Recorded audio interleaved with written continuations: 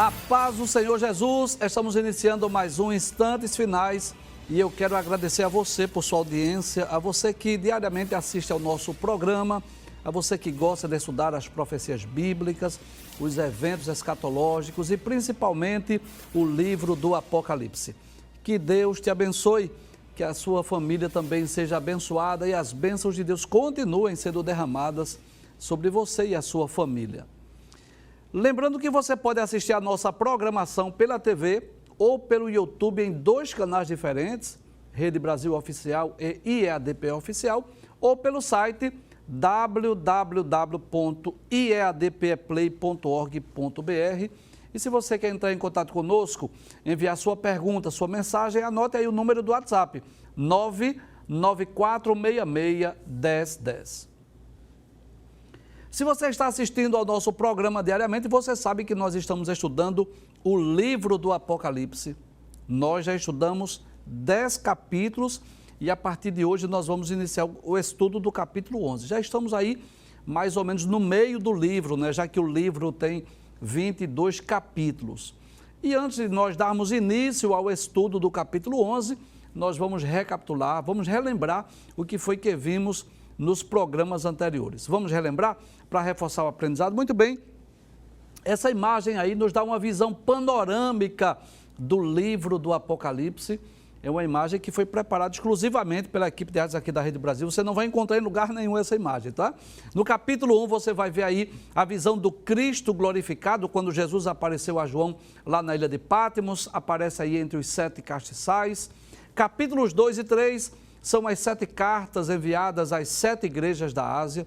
Capítulo 4, João teve aquela visão do trono da majestade divina, onde ele viu não só o trono de Deus, mas 24 tronos, inclusive os 4 animais aí no capítulo 4.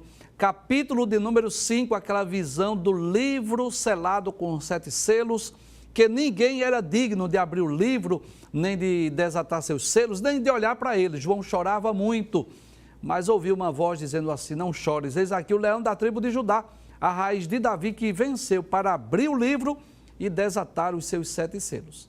A partir do capítulo 6, os selos começam a serem abertos, né? O primeiro selo, o cavalo branco, o segundo selo, o cavalo vermelho, terceiro selo, o cavalo preto, quarto selo, cavalo amarelo, quinto selo, nós vamos perceber aí, enfim, a perseguição aos servos de Deus, a morte dos mártires, né? Então isso está, o capítulo 6 é o início da abertura dos selos. Capítulo de número 7, nós vamos perceber aí os 144 mil judeus que são escolhidos para uma missão específica e aquela grande multidão que João viu, que vinha lá da grande tribulação. No capítulo de número 8, a abertura do 7º selo e as 4 primeiras trombetas, porque quando é aberto o 7º selo, aparecem aí os 7 anjos e o toque das 4 primeiras trombetas está no capítulo 8. No capítulo 9, a 5ª e a 6ª trombeta, e no capítulo 10, que foi o último capítulo que nós estudamos, é aquela ocasião em que um anjo aparece com um livro e João comeu esse livro, e quando ele comeu era doce na sua boca, mas no seu ventre se tornou amargo. Nós vamos iniciar aí essa imagem aí do capítulo 11, que trata de 2 temas principais, que são as 2 testemunhas e o toque da 7ª trombeta. Então eu espero que você esteja gostando. Pode trazer a imagem, por favor? Eu espero que você esteja gostando, que você seja edificado através do estudo do livro do Apocalipse. É bem verdade, é um livro complexo, um livro rico em simbologia e às vezes para um mesmo capítulo, para um mesmo texto, tem 2 ou 3 interpretações, mas eu quero te dizer algo, né? Nós estamos fazendo o possível para tornar mais fácil, mais compreensível a mensagem desse livro. E o nosso desejo, né, é que você possa ser edificado, que você possa crescer espiritualmente. E se você não é cristão, que você possa receber Jesus como seu salvador pessoal. E você já percebeu isso, né? Que muito do livro do Apocalipse ainda vai ter o seu cumprimento no futuro. Nós, né, já explicamos aqui sobre as muitas interpretações do Apocalipse existe aquela interpretação preterista que diz que tudo já se cumpriu no passado, durante o Império Romano. Existe a interpretação histórica que diz que o livro do Apocalipse está se cumprindo no decorrer da história, mas nós preferimos a terceira interpretação, que é a interpretação futurista, que a partir do capítulo 6, nada disso ainda se concretizou, tudo está para acontecer no futuro. Inclusive, do capítulo 6 ao capítulo 18, é o período sombrio da grande tribulação. E nesse período, no período sombrio da grande tribulação, nesses 7 anos que a ira de Deus será manifestada, Deus irá levantar 2 personagens, 2 homens, 2 profetas, que irão realizar uma obra aqui na terra, serão profetas, serão usados poderosamente por Deus. É sobre isso que nós vamos falar hoje. Pode abrir a tela, por gentileza, para nós, do capítulo 11, as 2 testemunhas. Isso, muito bem. Então, João, mais uma vez, tem uma visão, e agora João viu as 2 testemunhas. Antes de nós adentrarmos no texto bíblico propriamente dito, nós gostaríamos de deixar bem claro, não é, que há muitas interpretações, até por que não dizer muitas explicações, discussões teológicas acerca desses 2 personagens.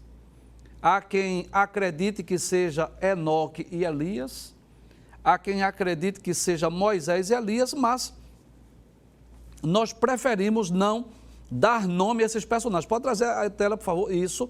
Nós preferimos não dar nomes a esses personagens. Cremos que esses 2 homens, esses 2 servos de Deus serão levantados ainda no futuro. Eu, particularmente, não creio que Enoque ou Elias volte à terra. Não acredito que Moisés e Elias vão voltar. Não acredito nisso.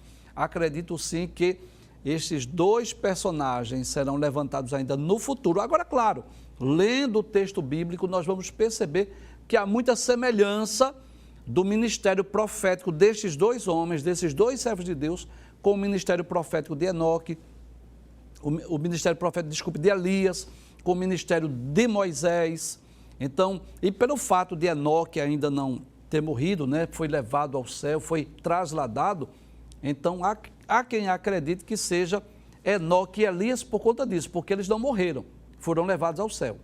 E há quem acredite que seja Moisés e Elias por conta da semelhança do ministério desses 2 profetas. Mas preferimos crer que esses 2 homens, esses 2 profetas ainda serão levantados no futuro durante o período sombrio da grande tribulação. Mas é interessante que, embora a epígrafe do capítulo 11 seja exatamente essa, as 2 testemunhas, inclusive se você tiver com a Bíblia, você pode conferir, mas você vai perceber que nos versículos 1 e 2, dá-nos a entender que ainda é uma continuação do que está no capítulo de número 10. Então, observe que no capítulo 11, versículos 1 e 2, nós vamos perceber que há uma referência ao templo em Jerusalém, onde João recebeu aqui uma cana ou uma vara para medir esse templo. Vamos ver o que diz a palavra de Deus? Capítulo 11, versículo 1. Vejamos o que diz a palavra de Deus. Se você tiver com a Bíblia, abra a sua Bíblia. E se você não tem ou não dispõe de uma Bíblia nesse momento, você pode acompanhar através das telas, das imagens que foram preparadas pela equipe de artes. Abra a sua Bíblia aí e confira comigo Apocalipse, capítulo 11, versículo 1. Muito bem, diz assim: e foi-me dada uma cana semelhante a uma vara. Quem deu? A Bíblia não diz. O texto não diz, mas, volta a tela, por favor. No capítulo de número 10, versículos 10 e 11, nós vamos perceber que o anjo entregou, João pegou o livro da mão do anjo. Veja o que diz capítulo 10, versículo 10. E tomei o livrinho da mão do anjo e comi. Então, no capítulo 10 nós já estudamos. João tinha visto um anjo forte que estava com um pé na terra e o outro no mar. E esse anjo deu a João, entregou. João pegou da mão dele esse livrinho e João comeu. João disse que na sua boca era doce, mas no seu ventre se tornou amargo. E o anjo disse: importa que profetizes outra vez a muitos povos, nações e línguas e reis. Nós já explicamos isso aqui no programa anterior. Então, no capítulo 11, versículo 1, o texto diz: foi-me dada uma cana semelhante a uma vara. Então, o texto não diz quem foi que deu, quem foi que entregou. Dá-nos a entender que seja o mesmo ser angelical que apareceu a João, que deu esse livrinho, que aparece agora e dá uma cana. Que cana é essa? É uma espécie de uma vara. Se você talvez já conheça, uma vara de bambu, por exemplo, é uma espécie de uma vara de bambu que desde os tempos bíblicos, nos tempos antigos, ela servia para medir, para fazer medições. Vamos voltar ao texto? Veja o que o texto diz. E foi-me dada uma cana semelhante a uma vara. Observe que João está aí com essa vara na mão. E chegou o anjo e disse: levanta-te e mede o templo de Deus e o altar e os que nele adoram. Algo que eu quero lhe chamar a atenção nesse texto. Pode trazer para cá, por favor? Algo que eu quero lhe chamar a atenção. O templo em Jerusalém, ele foi construído por Salomão mais ou menos por volta do ano 950 a.C. Salomão construiu o templo. Só que este templo, ele foi ele foi destruído por volta do ano 600 por Nabucodonosor. Quando Nabucodonosor invadiu Jerusalém, ele destruiu esse templo, quando levou os judeus para a Babilônia. Então, os judeus estiveram em Babilônia por aproximadamente 70 anos, e depois de 70 anos, Ciro, que já havia dominado a Babilônia, Ciro mandou que o povo retornasse. Isso está no capítulo 1 e capítulo 2 do livro de Esdras. Então, nós vamos perceber que o rei Ciro, aquele que Deus havia falado acerca dele através do profeta Isaías, em Isaías capítulo 45. Então, o povo retorna nos dias de Zorobabel, de Esdras e de Neemias. Eles voltaram com esse intuito de reconstruir o templo, de restaurar o culto e reconstruir os muros e a cidade de Jerusalém. Então, o templo que foi construído por Salomão por volta do ano 950 foi destruído por volta do ano 600 e foi reconstruído, começou a sua reconstrução mais ou menos por volta do ano 536 a.C. Essa conclusão terminou mais ou menos no ano 520, ou seja, 500 anos antes de Cristo, o templo já estava erguido. Claro que era um templo inferior ao templo de Jerusalém, porque não havia tanto recurso como havia nos dias de Salomão. E mais ou menos 20 anos antes de Cristo vir ao mundo, Herodes mandou restaurar o templo. Então, nos dias de Jesus, o templo que estava erguido, que é aquele templo que Jesus entrou no capítulo 24 de Mateus, você lembra? Quando os discípulos mostraram a estrutura do templo, que Jesus disse assim: não vedes tudo isso, que não ficará aqui pedra sobre pedra que não seja derribada? Aquele templo não era o templo de Salomão, havia sido destruído. Aquele templo foi o templo reconstruído por Zorobabel por volta do ano 520 a.C. E esse templo que havia sido restaurado por Herodes mais ou menos 20 anos antes de Cristo nascer. Então, aquele templo que estava erguido nos dias de Cristo, ele tanto é chamado de templo de Zorobabel, como templo de Herodes. Só que no ano 70 da era cristã, ou seja, mais ou menos 25 anos antes de João receber essa revelação, o templo já estava destruído mais uma vez. Quando o general Tito invadiu Jerusalém no ano 70, ele destruiu o templo, incendiou. O templo foi incendiado, inclusive em cumprimento da profecia de Jesus. Porque Jesus havia dito: não vedes tudo isto? Eis que não ficará aqui pedra sobre pedra que não seja derribada. Então, no ano 70, mais ou menos 40 anos após a morte de Cristo, isso cumpriu-se na íntegra. O general Tito invadiu Jerusalém, o templo foi destruído, foi queimado. Inclusive, os historiadores dizem isso, que quando terminou o incêndio, então os romanos foram e quebraram as pedras do templo para retirar o ouro que havia derretido, em cumprimento à profecia de Jesus. Mas que coisa interessante. mais ou menos 25 anos depois que esse templo foi destruído. João estava na ilha de Patmos, exilado, e recebe a revelação do Apocalipse. Nessa revelação, João recebe uma espécie de uma vara de medir, uma espécie de cana. E ele recebe uma ordem para medir o quê? O templo. Que coisa interessante. Volta ao texto, por favor. E foi-me dada uma cana semelhante a uma vara, e chegou o anjo e disse: levanta-te e mede o templo de Deus e o altar e os que nele adoram. Então, que templo é esse? Pode voltar, por favor, a tela.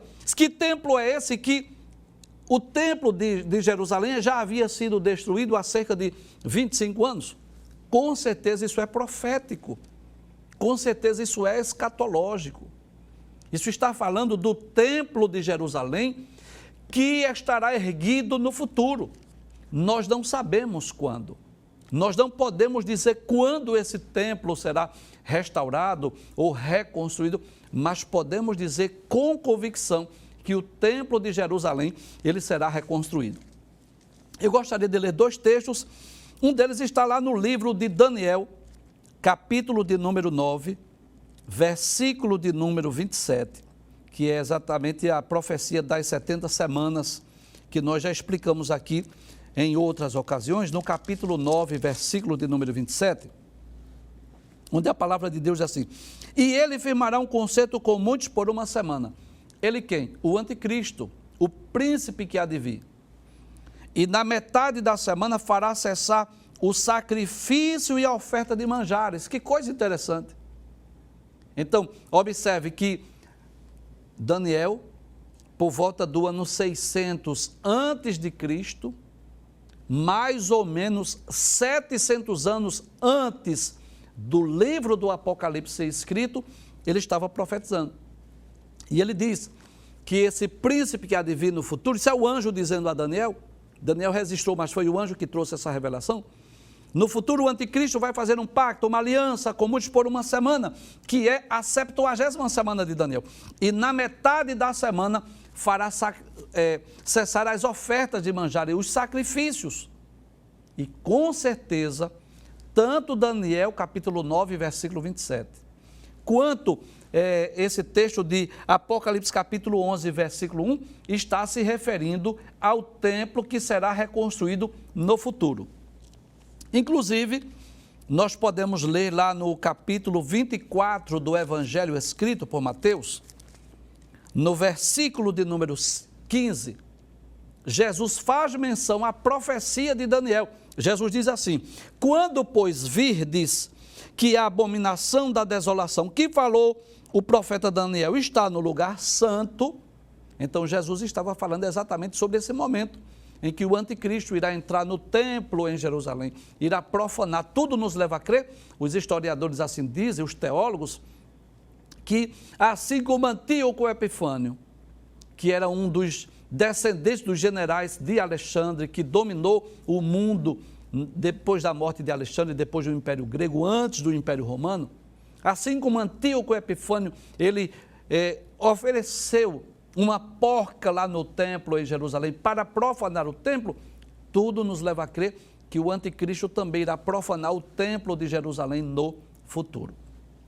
E ainda um outro texto que nós gostaríamos de ler, que está na segunda epístola de Paulo aos Tessalonicenses, no capítulo 2, versículos 3 e 4, onde Paulo diz assim: ninguém de maneira alguma vos engane, porque não será assim, sem que antes venha a apostasia e se manifeste o homem do pecado, o filho da perdição, o qual se opõe e se levanta contra tudo o que se chama Deus ou se adora, de sorte que se assentará como Deus no templo de Deus, querendo parecer Deus.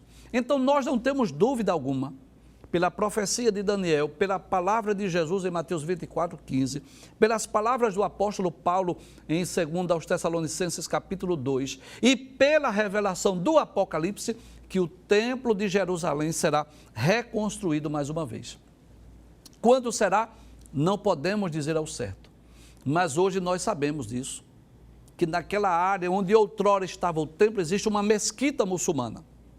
Então, os muçulmanos, eles têm um lugar de culto, eles têm um lugar de adoração, que é uma mesquita. Mas os judeus, o que é que os judeus? Têm apenas o Muro das Lamentações. Você já deve ter visto, talvez você já tenha ido pessoalmente a Jerusalém, que quem vai a Israel com certeza vai no Muro das Lamentações. Ou talvez você tenha visto algum vídeo, alguma imagem, onde os judeus estão ali naquele ato de reverência, fazendo as suas orações, as suas preces, lendo a Torá, lendo as Escrituras Sagradas.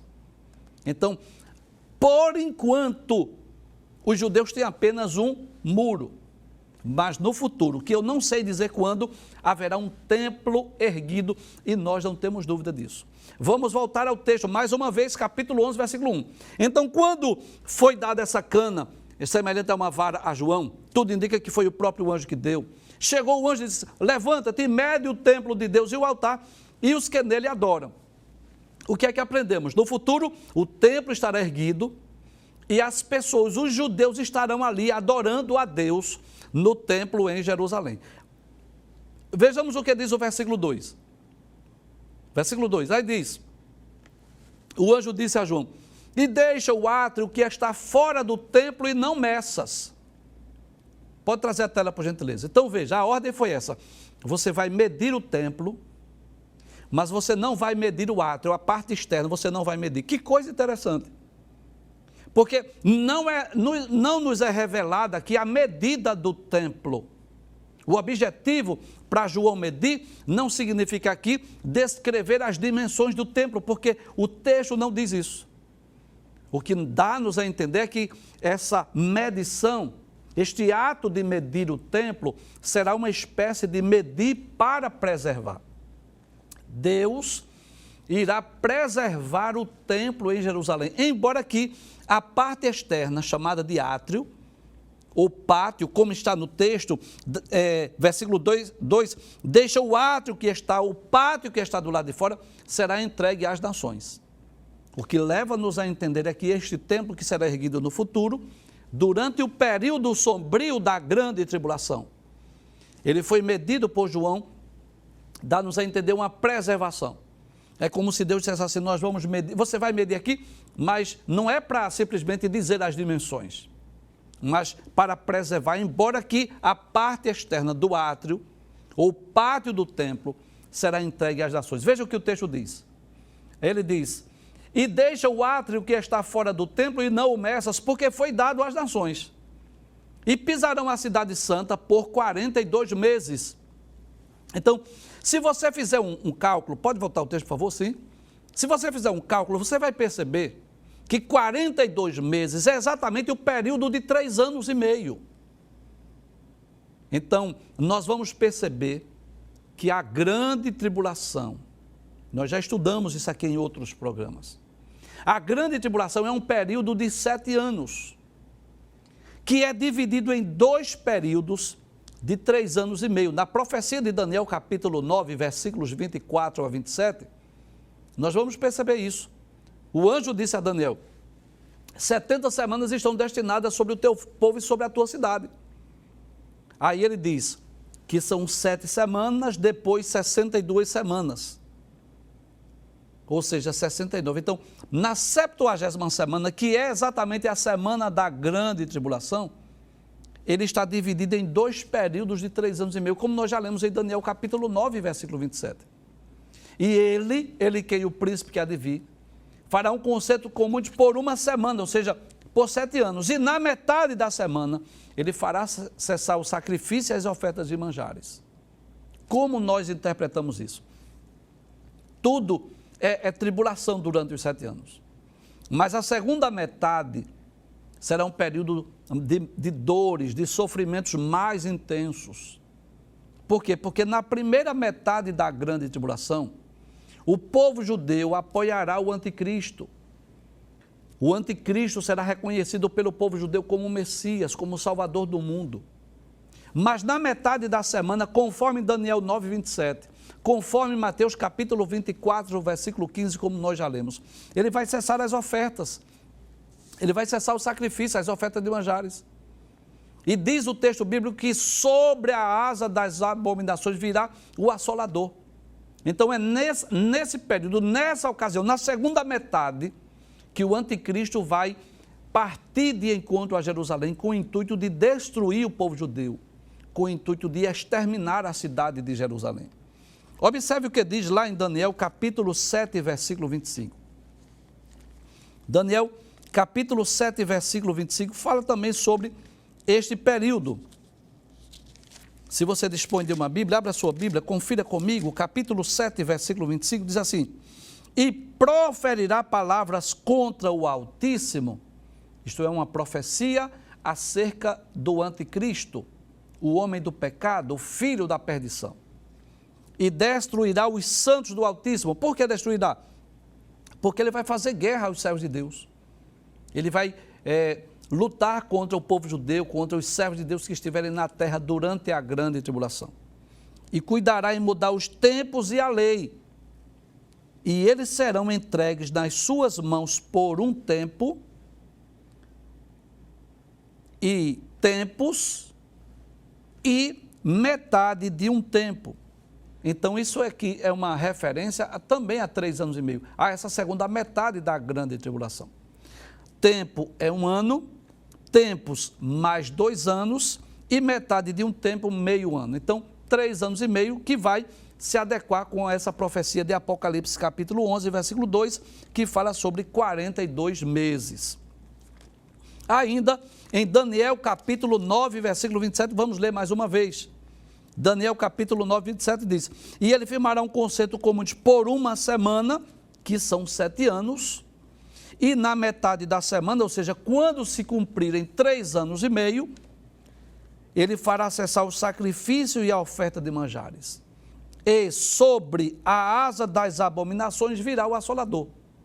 Então, na realidade, o anticristo, na primeira metade da grande tribulação, ele vai se passar como sendo apenas um grande líder, um grande administrador, um homem ambicioso que deseja dominar o mundo e resolver os problemas sociais. Mas na metade da grande tribulação, ele vai romper o pacto com Israel. Ele vai revelar o seu intento, que é destruir o povo judeu, a nação de Israel. E aí começa o grande sofrimento, a grande tribulação propriamente dita, que com certeza será muito maior do que os 3 primeiros anos e meio. Vamos voltar para o versículo 2. Diz: o anjo diz a João: e deixa o átrio que está fora do templo e não meças. É como se Deus estivesse dizendo: o templo será preservado, mas o átrio, aquela parte de fora, não meça, porque não vai ser preservado. Por quê? Diz: porque foi dado às nações, e pisarão a cidade santa. Quem é que vai pisar? Os gentios. Quem é que vai pisar? O anticristo. Quem é que vai pisar? Os exércitos das nações confederadas. E vai pisar a cidade. Que cidade é essa? A cidade de Jerusalém, onde está o templo. Ou onde estará o templo nessa ocasião? Aí diz: e pisarão a cidade santa por 42 meses. Vamos voltar para cá agora.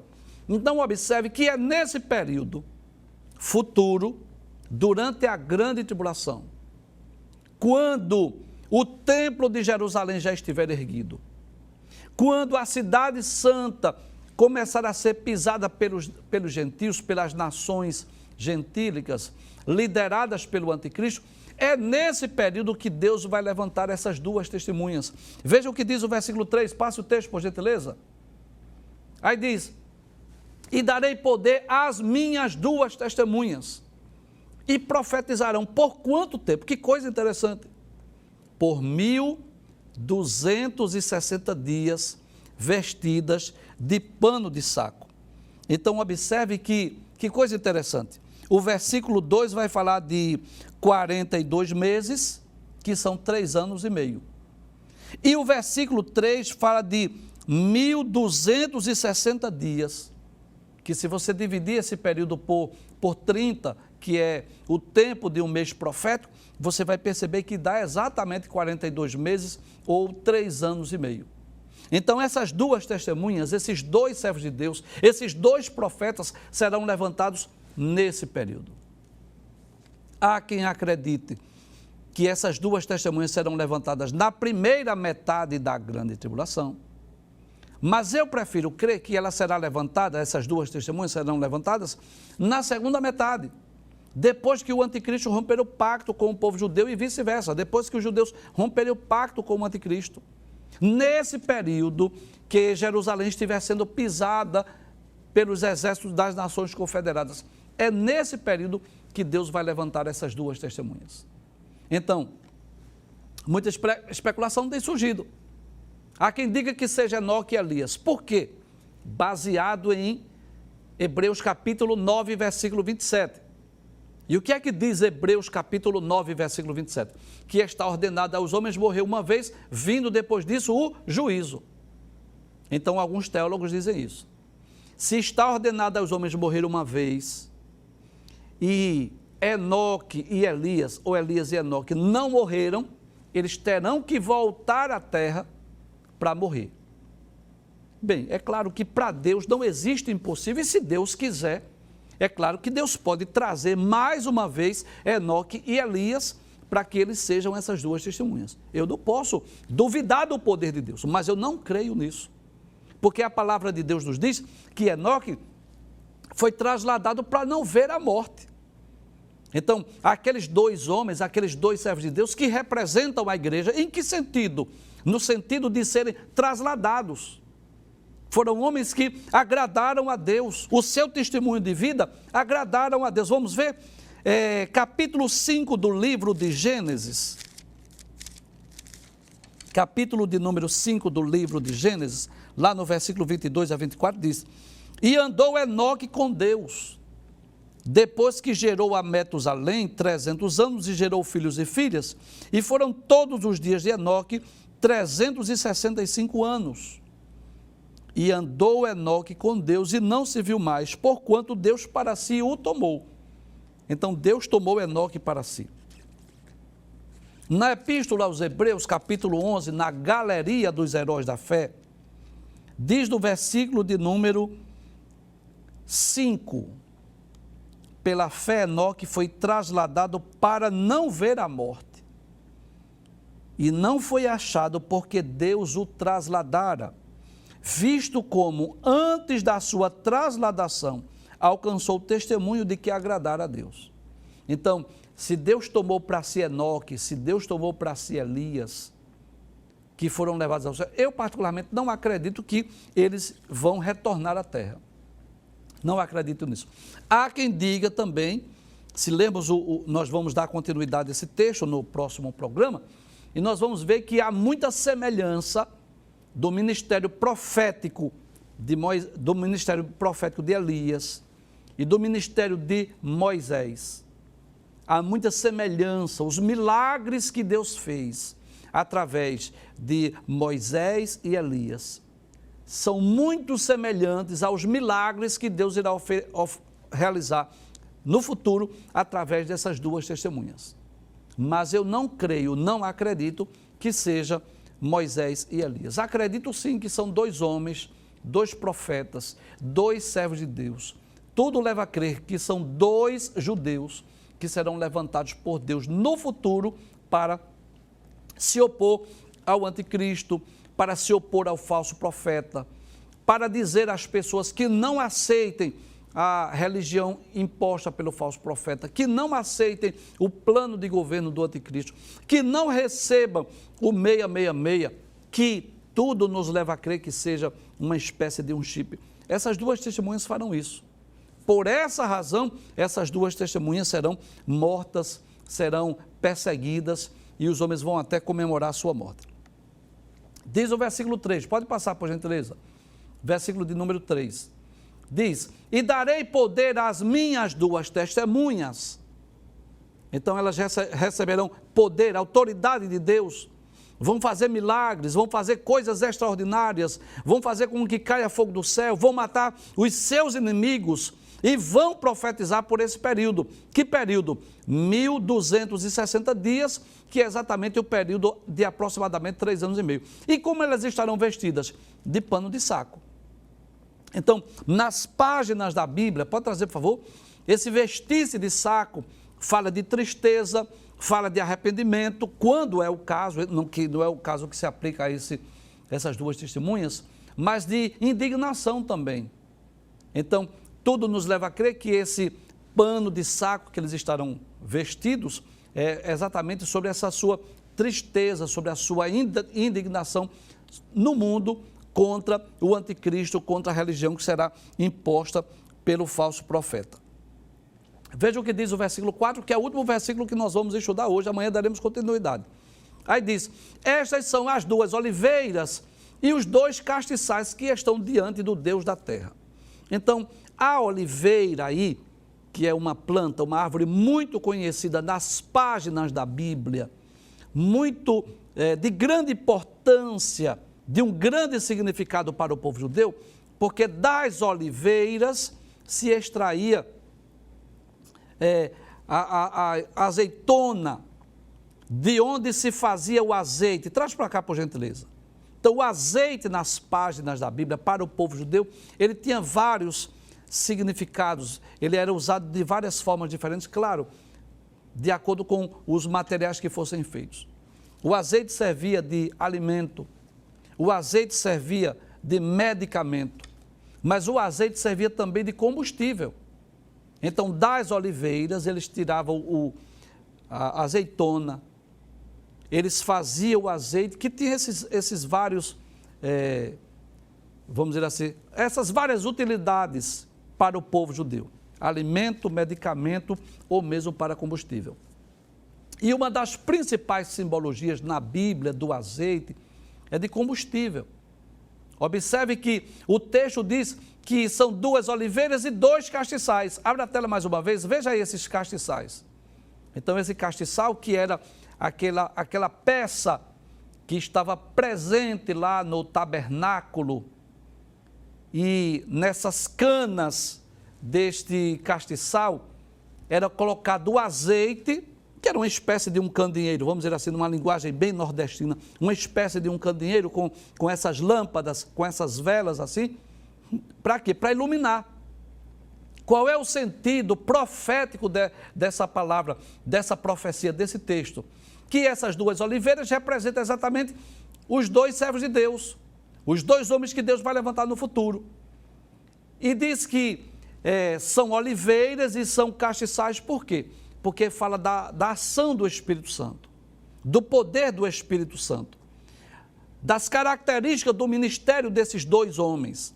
Então, eu não tenho dúvida disso, que serão dois homens que serão poderosamente usados por Deus durante a grande tribulação. Inclusive, esta é uma das razões pelas quais nós não cremos que o Espírito Santo será retirado da terra durante a grande tribulação, e quem ficar na terra vai ficar sem nenhuma ação do Espírito. Nós não cremos nisso.